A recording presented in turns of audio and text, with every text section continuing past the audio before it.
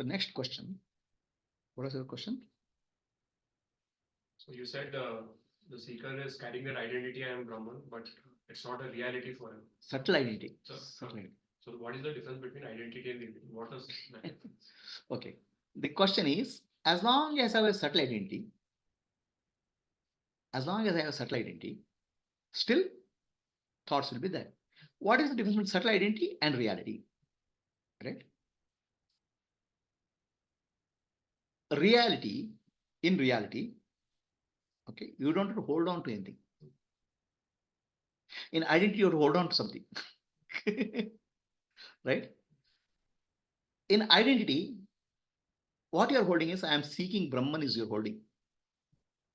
In reality, I am not seeking anything. I am already. Okay. No more your any journey or any quest is not there. You are recognized. So now recognition, once you recognize something, there's no more holding on to any identity or any quest. So this is typically given in Vedanta, the search for the 10th man. So 10 disciples are trying to cross a river. Okay. Suddenly there's a flood and everybody's scared. When they come out, the leader of the group thinks one person is missing. He counts 1, 2, 3, 4, 5, 6.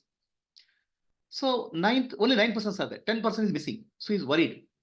Then somebody who is coming near, a passerby, he says, now you count. 1, 2, 3, 4, 5, 6. Oh, 10. He has forgotten to count himself. 10th.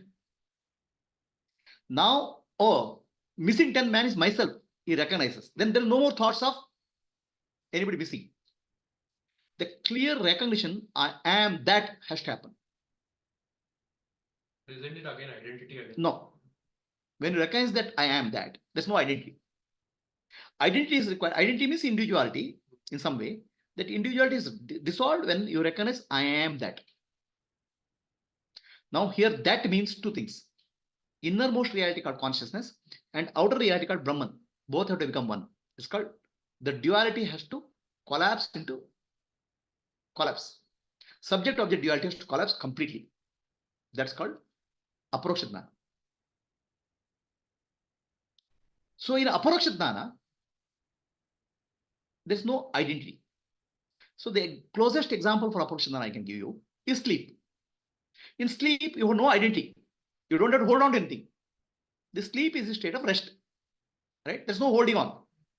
But in meditation, you have identity. You are holding on to, trying to hold on to thought.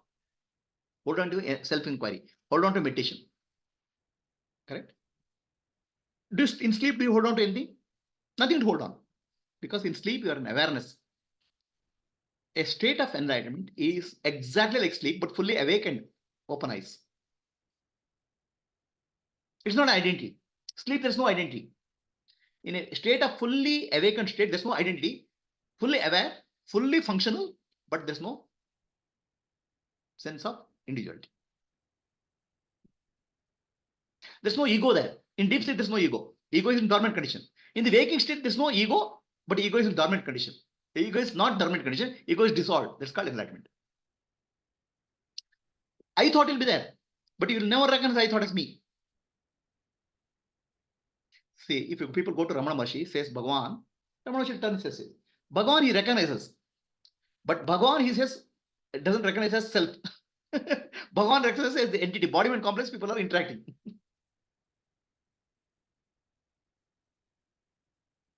Have I answered your question? Yes. So I think what all you have said, Prabhu, I think the mind has it, but I think mind somewhere the let go has to happen. The let go has to happen fully. The let go will happen fully when you recognize very clearly, I am that. Until that point of time, there's always a gap. So that's why when the recognition happens, a Vedanta teaching says trapti. Trapti means complete satisfaction. After that, there's no nothing. It's like somebody has eaten food. Take one more jalebi. I'm full. Trapti. That trapti has to set in. The trapti will set in only when aparoksha jnana is there. Till that point, it's paroksha jnana, indirect knowledge. Ego has always indirect knowledge. Of course, you think that, oh, everything's conscious, it's okay, but there's not direct knowledge still. In direct knowledge, there is no duality at all. With your eyes open, it is not dual. Not with the eyes closed.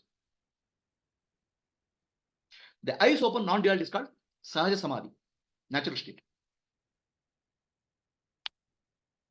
Okay, let's stop. So I'll answer one more question and then I'll sit some time with you.